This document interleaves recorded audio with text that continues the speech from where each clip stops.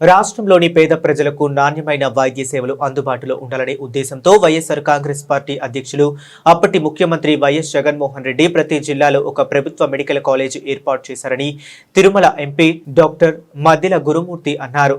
Parliament ఆవరణలో YCP ఎంపీలు medical కాలేజీలు ఉద్యమ చిత్రాలను చూపుతూ నిరసన తెలిపారు. ఈ కార్యక్రమంలో YCP parliamentary party leader YV Subbareddy, Lok Sabha floor leader Peddireddy Mithun Reddy, ఎంపీలు వైఎస్ అవినాష్ రెడ్డి, మద్దిల గురుమూర్తి, అయోధ్య రామిరెడ్డి, గుమ్మా తనూజారాణి పాల్గొన్నారు. అనంతరం ఎంపీ గురుమూర్తి మాట్లాడుతూ ప్రతి మెడికల్ కాలేజీకి అనుబంధంగా 500 పడకల ఆసుపత్రి, సూపర్ స్పెషాలిటీ విభాగాలు, పారా మెడికల్ కోర్సులు కూడా ప్రారంభించేలా సమగ్రంగా మౌలిక వసతులు కల్పించాలని తెలిపారు. కోవిడ్ వంటి అత్యవసర పరిస్థితుల్లో కూడా జిల్లా స్థాయిలోనే ప్రజలకు వైద్యం అందించాలని గొప్ప లక్ష్యంతో ఈ కాలేజీలు ఏర్పాటు చేశారని గుర్తు చేశారు.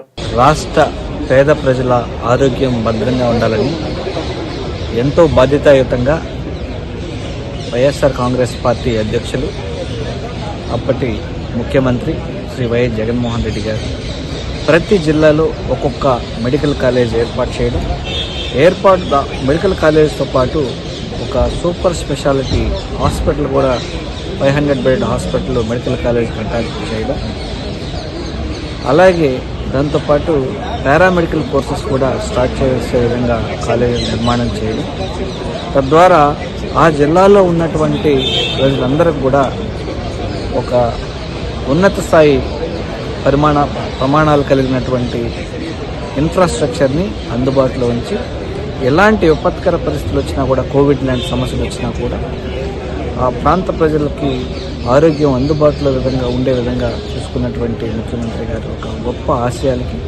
ఈరోజు తెలుగుదేశం ప్రభుత్వం అధికారంలోకి వచ్చిన తర్వాత అన్ని కాలేజెస్ని ప్రైవేటైజ్ చేయడం, వాళ్ళకు కావాల్సిన అనుయాయులకి ఆ కాలేజెస్ని ఇప్పించుకొని తద్వారా ధనార్జనే ధ్యేయంగా పనిచేస్తున్నారు. ఇది ప్రజలు ఎప్పటికీ హర్షించరు. దానిలో భాగంగానే అనూహ్యంగా 1 కోటి సంతకాలు వైఎస్ఆర్ కాంగ్రెస్ పార్టీ వైఎస్ జగన్మోహన్ రెడ్డి గారు పిలిపించిన వెంటనే అందుకున్నటువంటి రాష్ట్ర ప్రజలందరూ కూడా సిగ్నేచర్ చేసి ఈరోజు అత్యంత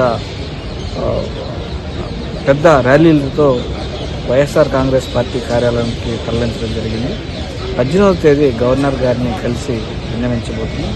ఇక్కడ కూడా పార్లమెంట్లో కూడా ఇప్పటికే ఫైనాన్స్ మినిస్టర్ని కలిసి ఈ విషయాన్ని చర్చించి ఆపాలని కోరడం జరిగింది. వైఎస్ఆర్ కాంగ్రెస్ పార్టీ నుంచి అన్ని వైపుల నుంచి ప్రజల తరపున పోరాడుతూ ఈరోజు ప్రజల పక్షాన నిలబడే ప్రభుత్వం, పార్టీ ఏదైనా ఉందంటే వైఎస్ జగన్మోహన్ రెడ్డి గారి యొక్క అధ్యక్షతన వైఎస్ఆర్ కాంగ్రెస్ పార్టీ అని తెలియజేస్తాం.